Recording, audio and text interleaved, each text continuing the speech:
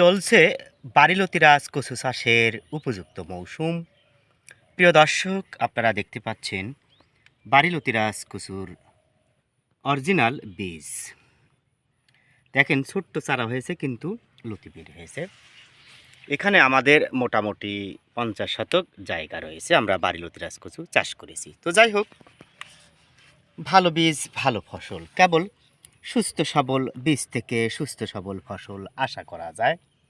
প্রিয় দর্শক, আপনারা গাছগুলোর চেহারা দেখেন, খুবই সুন্দর সুস্থ সবল, এবং আপনাদের প্রয়োজনে আমরা চারা উৎপাদন করে রেখেছি।